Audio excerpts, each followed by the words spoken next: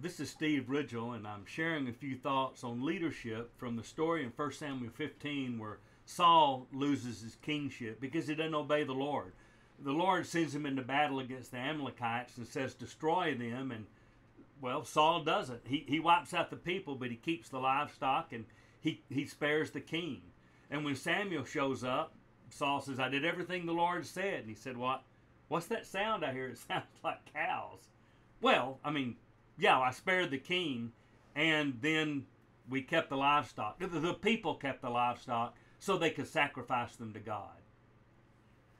You know, the first failure was he didn't obey the word of the Lord. And so, boy, real leaders do what God says. So if you're a leader, you have to do what God says. And if you're somewhere following someone who doesn't do like God says, get another leader, find another group to be like. You can't follow people that don't follow God. But the other thing, here's the second big failure from Saul. And boy, this is an easy thing to do in any parenting, being an elder, being a preacher, being any kind of a spiritual leadership you're supposed to be in. He made excuses for his failure. Well, the people did. You really can't blame me. It was the people. Hey, I'm trying to lead these people. They don't listen. They do. Then you need to rebuke the people. You need to say, this is not what we're going to do. You need to stand up and lead. Now, I get the temptation to do what the people want. Boy, but that's not leadership. Following your people, reacting to your people. I hear people all the time say, we've got to do this, or this group, we can't do this, or that group's going to leave. We have to do this, or that group's going to leave. Well, you know, people in this culture won't come unless we do. Well, and you're always reactive.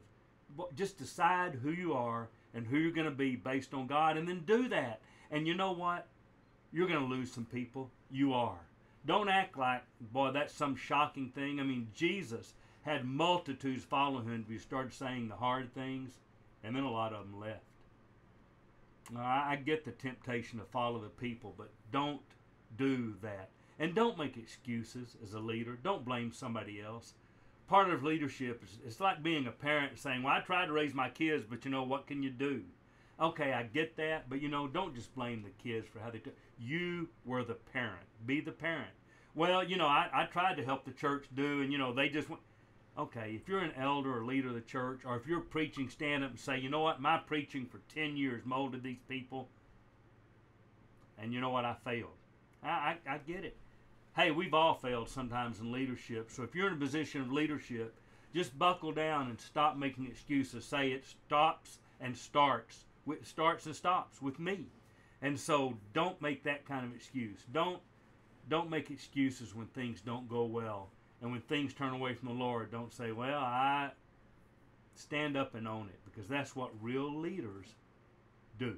Well, this is Steve Ridgel encouraging you in your sphere of influence to be a leader who does not make excuses, but who follows the Lord.